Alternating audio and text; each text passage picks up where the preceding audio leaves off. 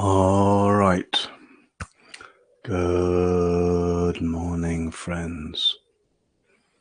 Wherever you are and however you are this morning, welcome.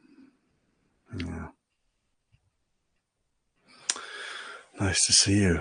A little meditation time together to begin the day. Most of us to begin the day. Some of you, it might be more like ending the day, depending on where you are in the world. And whatever the circumstances of your life, the fact that you're here now for this time, it's like, oh, nothing to do. Nothing to do. Meditation isn't something to do. It gets kind of heavy when we make it into something to do. I've got to do my meditation. I should do my meditation. As if we haven't got enough already on the to-do list. So, if you can, please be here this morning without that inner imperative, without the sense of trying or needing to do anything. No, nothing to do. You're here, really just here to relax. To relax, like we said yesterday, to relax and be awake. To relax into awakeness. Which is very simple because you're already awake. So relaxing into awakeness is not trying to change your state or make a new state or get rid of an old state. It's just actually seeing through your state, seeing regardless of whether you feel bright and energetic or tired and sleepy or agitated or miserable or whatever the state of body, whatever the state of mind, whatever the state of the world. If you just look straight through all of that, not pushing it away, you just acknowledge it. Yeah, this is how I'm doing this morning. And in the midst of all that, awakeness. The awakeness that lets us know that body is like this, that mind is like this, that world is like this. That's how you can find that you're already awake, right? Because it is this awakeness that lets you know that there is any experience at all. All right, so that's what we'll explore a little bit today, this kind of fundamental awakeness. And I said we'd do that this week in the form of just taking different terms. Yesterday we looked at kalyana, that which is uplifting, beautiful, inspiring, liberating. And today I thought the word we would use is turiya. Turiya. It's actually not a Pali word. It's Sanskrit. And it doesn't come from directly within the Buddhist tradition, but it's more a term used in Advaita and in what's called the doctrine of the three bodies, but you don't need to worry about that stuff. Turiya literally means fourth state. And what it points to, it's not really, fourth isn't a very helpful term, but that's just the etymology. Like charya, churya, turiya, that's the etymology. Char means four. So it points to the fact that there are these three main states of waking life, right? What we normally mean by being awake, like, oh yeah, I'm not asleep. It was the waking state, the dreaming state, and the deep sleep state. Right, these are three just completely standard states that you and me and every other being knows. And if I watch, we're looking after a dog at the moment, and it's very clear that dogs too go through the same states: waking state, dreaming state, This dog will dream and you can sort of see him chasing rabbits in his dreams or whatever he might be doing. Right. So waking, dreaming, sleeping. So those are different states of consciousness. And we could say they're different levels of awakeness. Now, in ordinary sense, we say, well, the first one, I'm awake. Yeah, this I get. But dreaming, I'm not awake. I'm dreaming. And deep sleep is the opposite of awakeness. I'm clearly not awake. Right? It's the absolute absence of and opposite to being awake. Turiya refers to a kind of a fundamental ground of consciousness or awakeness that runs through all three of those, that is there as the background to all three. So usually we're not aware actually of the Turiya in any of those three states. Right? Even when we're awake, normally we're sort of awake to the things we're engaged in. We're awake as a me. We're not attending to our awakeness. We're just looking through our usual awakeness at the things that are interesting me or compelling me or concerning me or whatever. And then in the dreaming state, we're not usually aware of the fact that there is experience happening, albeit dreamlike experience, right, with the particular features of dream life, features that have different characteristics to waking life. Features that look often a bit surreal or weird or disconnected from the perspective of waking life, but that have their own internal logic somehow. And then in the sleeping life, we're often, we're completely unaware of any awakeness, except that when you wake up, you somehow have some sense, for example, of having slept lightly or slept deeply, having slept, and you often have some sense of how long you've slept for, roughly. You know whether you were just out for an hour or so, or whether you've really been out all night. So how can you know? What are you inferring that from? And it's often the fact that there is actually a sort of a persisting sense, a subtle and yet a sense of awakeness that persists through sleep. I'll tie all this together in a minute in terms of meditation. If you've ever had a general anesthetic, right? If you've had surgery for something and you've had an anesthetic, then you realize, oh, I remember when I first had a general anesthetic, when you wake up from it, the sense of absence prior to the anesthetic is so complete and so intense that it by inference, I could recognize how, oh, that's the awakeness that persists through sleep.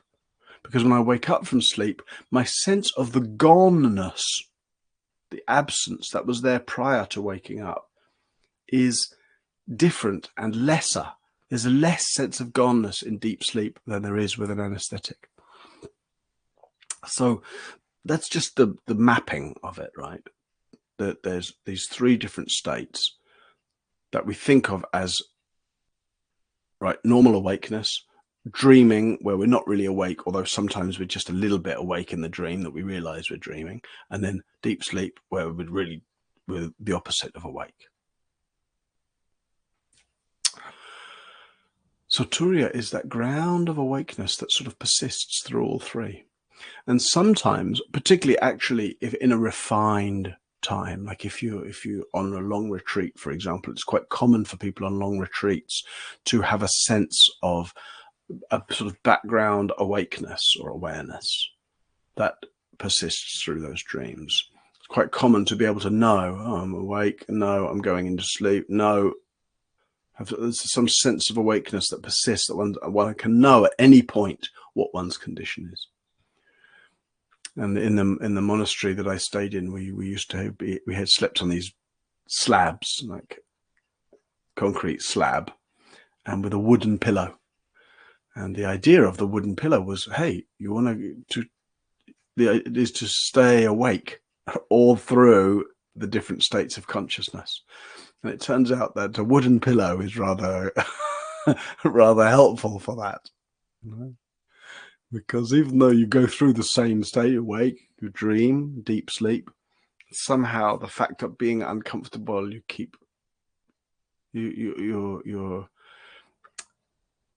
it's like allows you to just know a little more often. Or also you go through those 3 cycles more often because you keep waking up a bit because you're uncomfortable.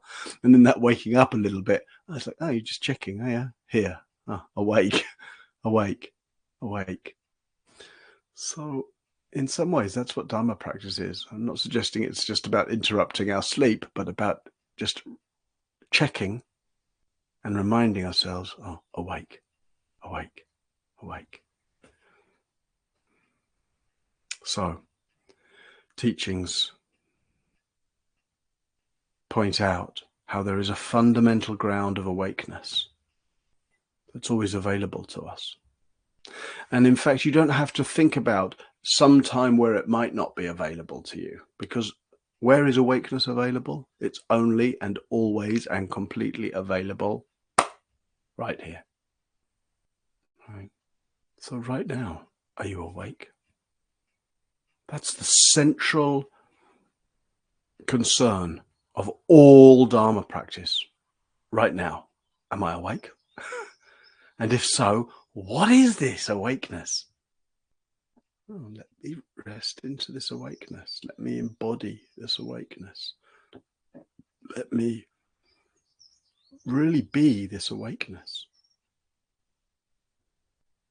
And to really be our awakeness is to make sense of all human experience. So we'll meditate together this morning, friends, and that'll be the emphasis. Just this fundamental awakeness. We're not going to worry about dreams and about deep sleep, but just give some sense to the background awakeness that's here right now, regardless of condition, regardless of circumstance, regardless of mind state, regardless of how sleepy or wide awake in the usual sense we feel ourselves to be. So please take your seat for meditation.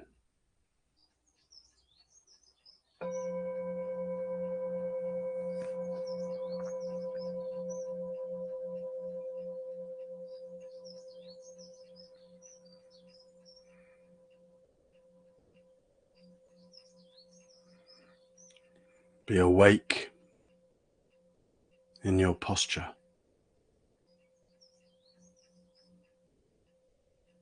Really feel your feet, legs, buttocks on the ground, the floor, the chair, the cushion.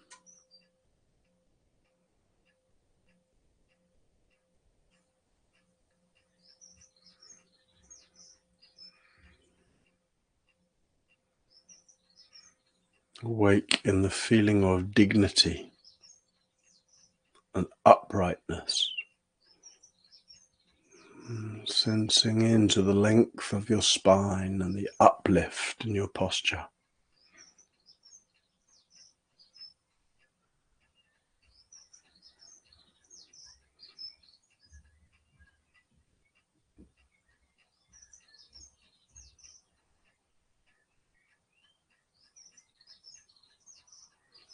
Be awake in your chest and your shoulders, rolling your shoulders back a little to open up the front of your body. Sense of letting life in, letting your heart physically feel open, expansive, letting your breath flow freely.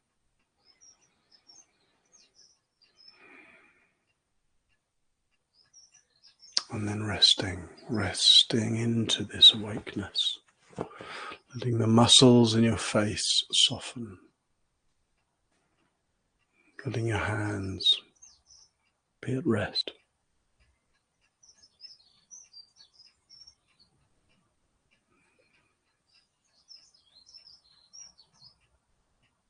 letting your breath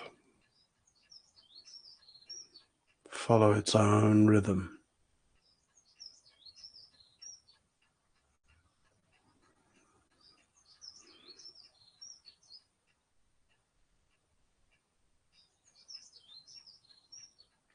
Letting everything be as it is.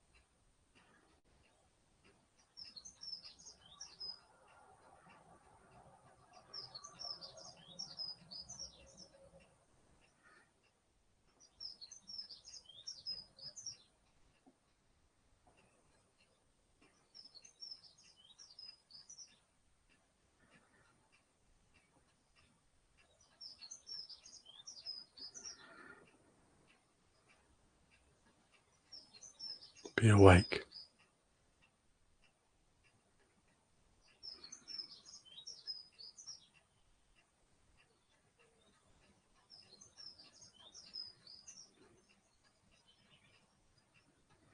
Relax into the awakeness that's hearing my voice, that's aware of body sitting.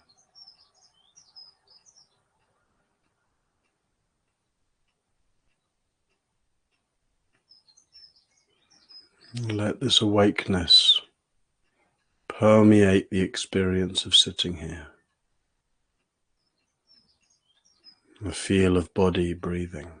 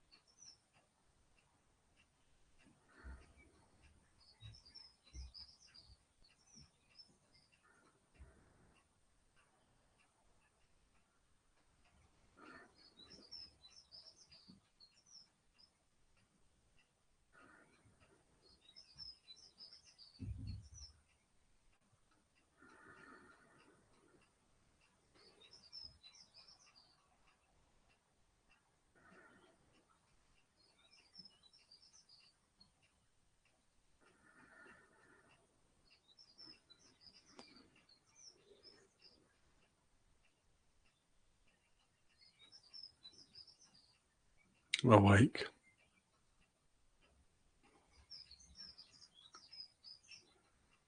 Awake to whatever's happening.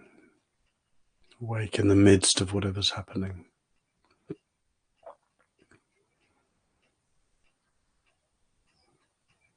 Awake instantly as a result of this reminder. Awake naturally. Just like this.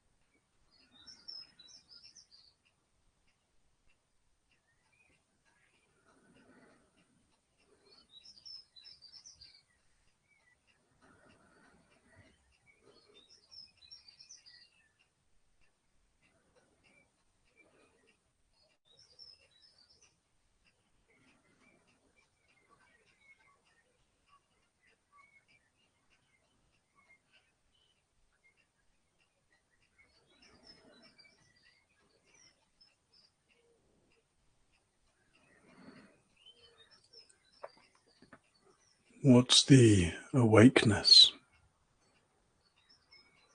behind this moment's experience?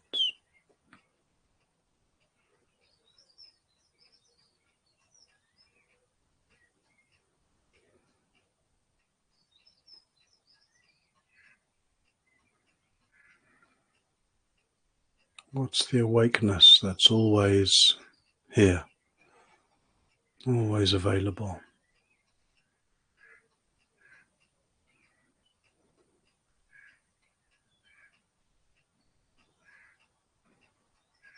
Can you relax into this awareness?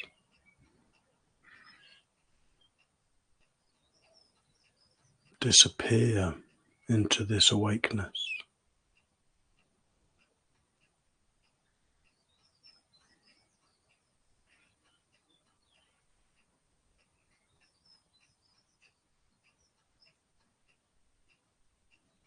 Know your own nature as this awakeness.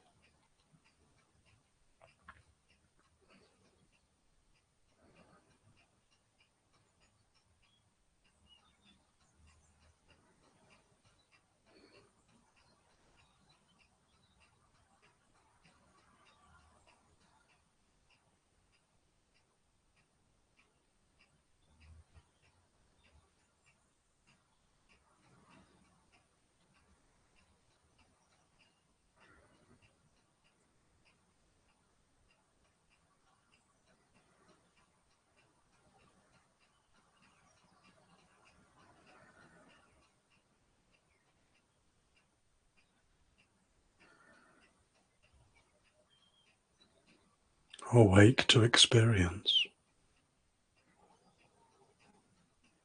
Letting the awakeness be more important, more central, more primary than the changing experience of this moment. Experience is largely out of your control.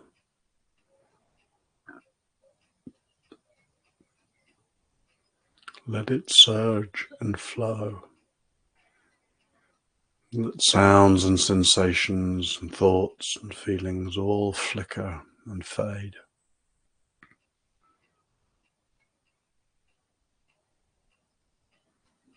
Let yourself be the infinite field of awakeness in which all that flickering happens.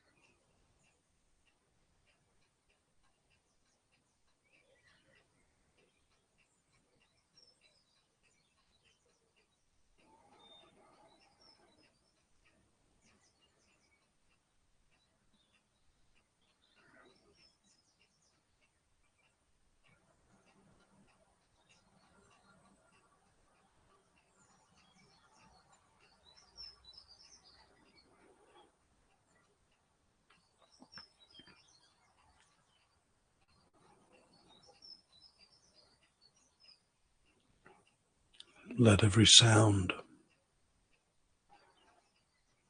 be the affirmation of the awakeness that knows the sound.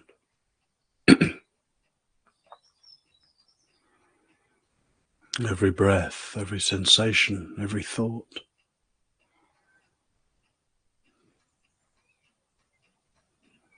Every moment a revelation of awakeness.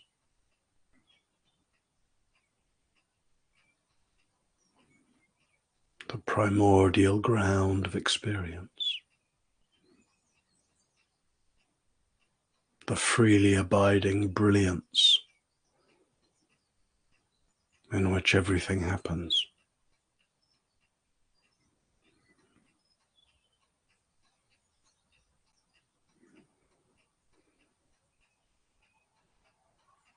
Your own luminous nature.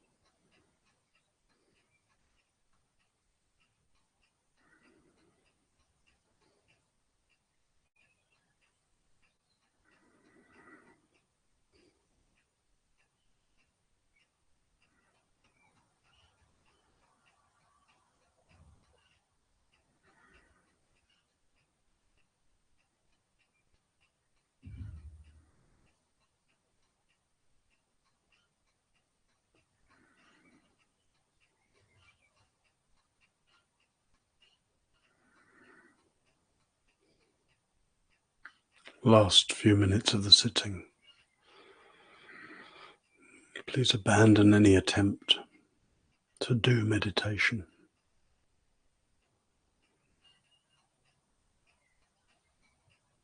You're already here.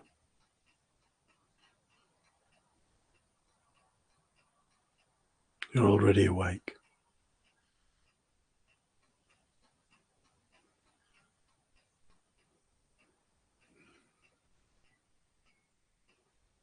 How can you be here as simply as possible? How can you be awake as effortlessly as possible?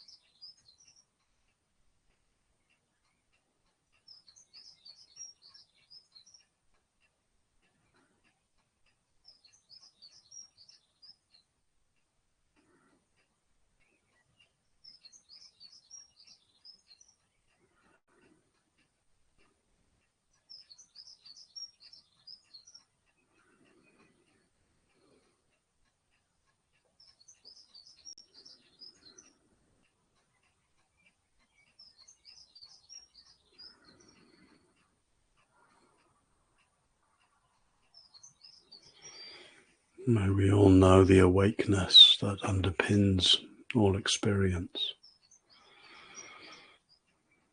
And may we all know the single taste that is Turiya.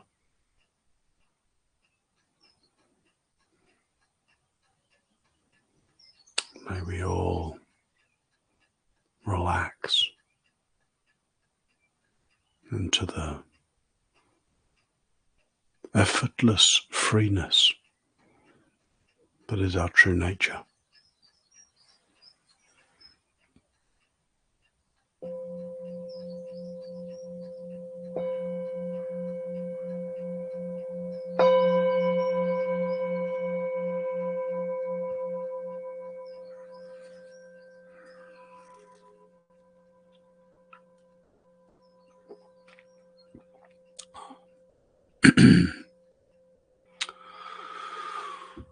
All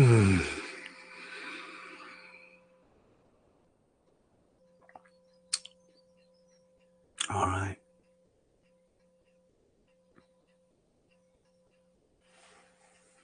Good to sit with you. There's little time for questions that you might have. So if there's things you'd like to explore from the morning reflections or the meditation today, or anything else standing out in your practice, please feel free. You can raise your hand to come on screen, or you can do what Steph just did and write question in caps and then write the question underneath.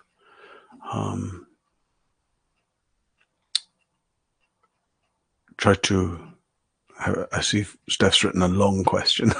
That's okay, but it's easier if questions are brief.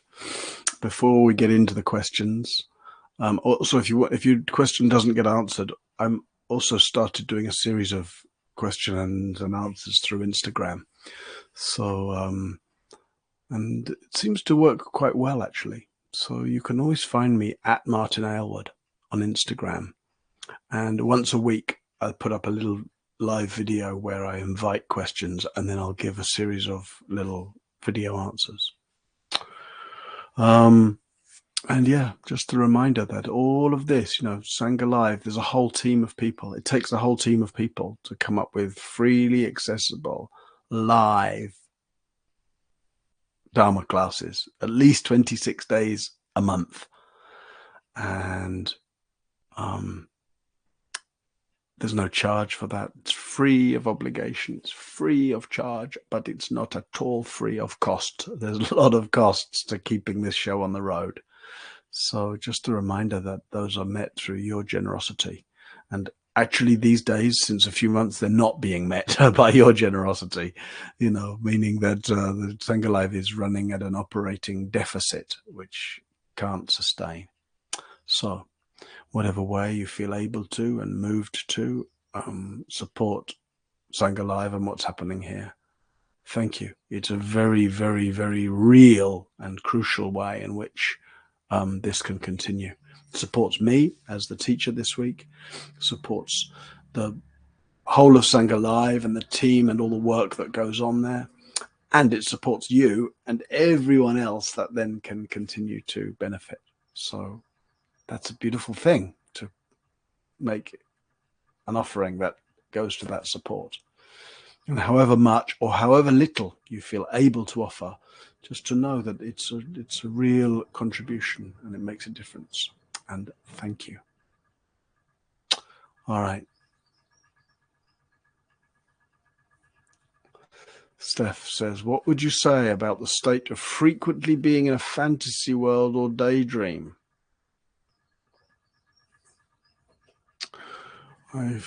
It happens because I feel stressed, and it's a coping mechanism learned early in life. Yeah, I try to be aware when it's happening and stop doing it, but is there any other way of looking at it?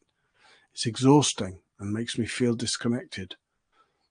There's some awakeness there, but I'm out of touch with what's going on around me and having trouble focusing. Yeah. So yes, it makes sense, Steph, that it's a stress response, right? And you check out and you stay about trying to stop doing it, but maybe there's a step before just trying to stop doing it, which is being interested in it, right? So that you're not immediately in conflict with it. Oh, I shouldn't do that. And then you've got this sort of double bind of, on the one hand, being caught up in it with all the difficult elements that you mention, and on the other hand, you've got this strong idea you shouldn't be doing it, which is also not helpful. So it might be more helpful to bring some curiosity. What are you trying to get away from? Right? And just to let that be an open question. What am I trying to avoid? What am I afraid of feeling if I stay here, for example? And you'll probably find that there is something. You've got some old belief from the early life, like you say, that there's some reason why you need to go off to some fantasy. But it's not true. It's not true. Right? Maybe it was true once upon a time when you were young and the situation felt so overwhelming or so threatening or so undigestible, because you were a kid. So you sort of had to check out. But you'll find that there's probably some sense, I can't be here because what? Because of something that isn't actually true anymore. Now you can be here. So rather than just trying to stop it or fix it or make it go away, it's that sense of seeing if you can be interested in it. Where are you trying to go? What are you trying to get away from? What's the promise? Buddha talks about the promise and the danger. So what's the promise of that fantasy life? The promise is, there's something more interesting or more comforting over there. Right, what's the danger? The danger is that by pursuing that, I reinforce the idea that this moment is somehow not okay or not enough in some way. And that may not be true. All right. It's a little difficult sometimes to track the questions here. There was another. Caroline, I feel tired. I often feel tired as I don't sleep well, and I feel I have to effort to keep awake. This seems a conundrum. Efforting is counter to relaxation. Yeah. So don't make an effort to stay awake, Caroline. What happens, even though you feel sleepy? I actually also feel sleepy this morning. I slept okay, but I feel very sleepy. I don't know why. But, okay, so rather than forcing to keep awake, what happens? Just let yourself be as sleepy as you like. Right? And then, in the midst of however sleepy you feel, how do you know you're sleepy? How do you know that you feel sleepy? Because it's the awakeness that knows. So you can just don't try to be awake. Don't force yourself to try and be sort of super alert. Be sleepy, be sleepy. And then recognize the knowing that is behind the sleepiness. The knowing that knows the sleepiness. That which knows sleepiness is not itself sleepy. That which can recognize, oh, there's his sleepiness, is itself awake.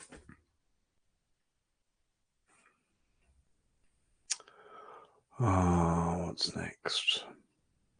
Lean. Hello, Lean. And there were not many thoughts, just a lot of calm and just being. Sometimes when it's like that, it seems as if there's nothing. And then I wonder if I should be feeling more of something else, like peacefulness or bliss, or if I should be looking more deeply at what's going on. Maybe it's a strange question. No, not at all strange, but I wonder about this kind of nothingness. Yeah. Explore the nothingness, Lean. Just let yourself sort of go into nothingness. Sometimes it can feel scary or annihilating. Like as if it's just, I'm just like some vast absolute nothingness, and it's like a black hole that's just going to suck me in. And maybe you're familiar with the concept of cessation or nirodha. Nirodha, you can look it up if you're not. I won't go into it too much now. Nirodha, Nirodha. And it's a kind of that meditative condition of disappearing into nothingness. And it's okay, you'll come back. But it's actually very valuable, even though we defend against it, because it feels on the way in, it can feel like annihilation.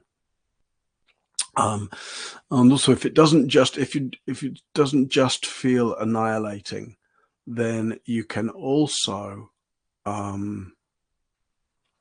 just see, well, this nothingness, what quality does it have? I know it's nothingness sounds like no quality, but maybe it has a texture. Maybe it has a color. It might be black, for example. And then what kind of black? Is it shiny black or matte black? Is it cold black or warm black? Maybe it's a kind of velvety black. Maybe it's black like completely like the night sky. Maybe it's black that feels just dense and dark, or maybe it's black that feels vast and open. Right. So those are a few different ways that you can actually explore and get a sense of nothingness. And as you do that, different nuances of it will come alive. So, for example, that nothingness can feel like it's just gone, like totally still, totally absent, totally nothing.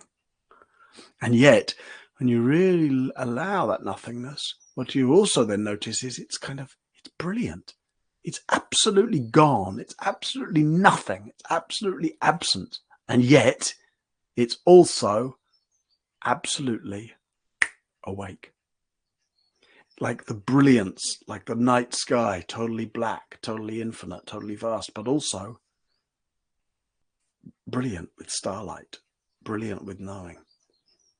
It's like a kind of obsidian brilliance. Sparkling black, wide awake nothingness. Yeah. Okay. What's next?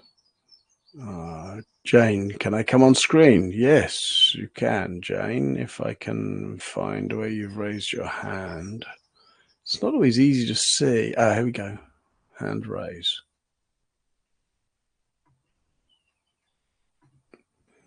All right, so I've invited you, Jane. You just need to accept that invitation. There you are. You just need to put on your mic and your camera. There you go. I should be able to hear you now.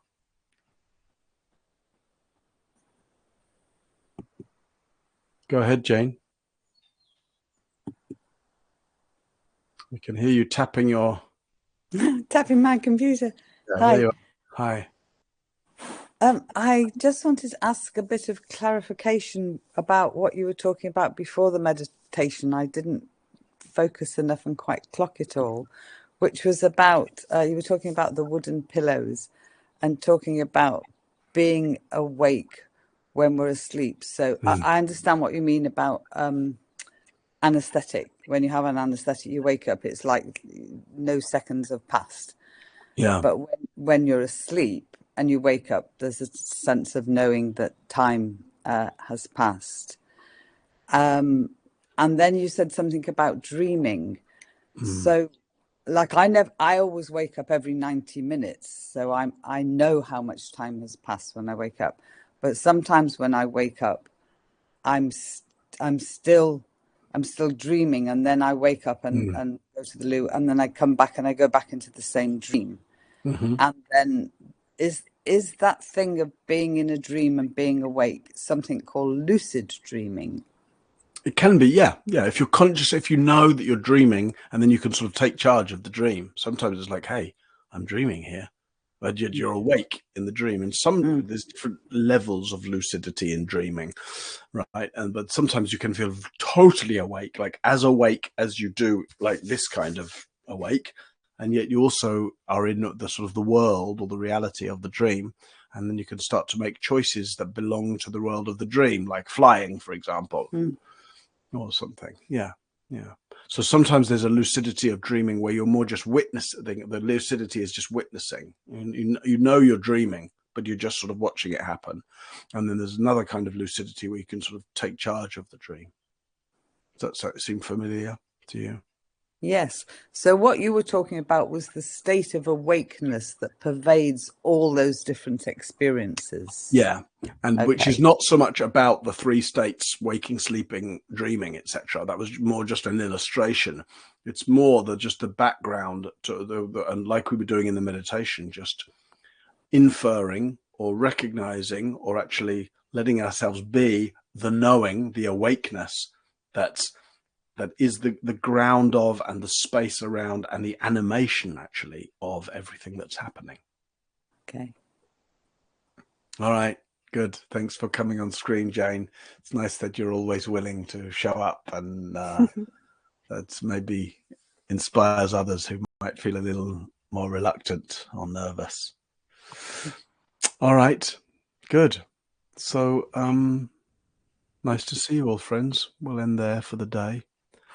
Please keep tracking awakeness, through the day. Whatever you're caught up in, attention gets pulled into this, and this thing, this state, this person, this situation, this problem, this activity, And so just this, and in the midst of this, when you notice, what about this? What about the awakeness around the object, around the state, around whatever it is? Can you turn your mic off, Jane? Because we can hear you typing. I will if I can work out how to do that. All right. Well, maybe I think can. You have to bump me off. I also can't see right now how to how to get rid of you.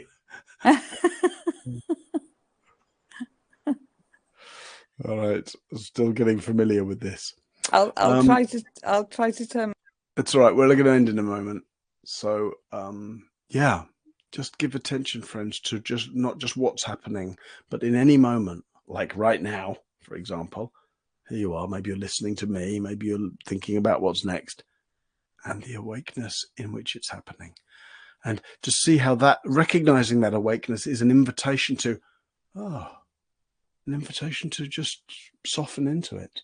Like somebody was mentioning at the end there, was it Maite, saying just when I said at the end, stop meditating. You're already here. You're already awake. That there's something very relieving, relaxing about that. So that's my invitation, right? To relieve yourself by relaxing in that way, relaxing into awakeness again and again. All right. Thank you. Thank you for your presence. Thank you for your practice. Thank you for your dana. See you tomorrow.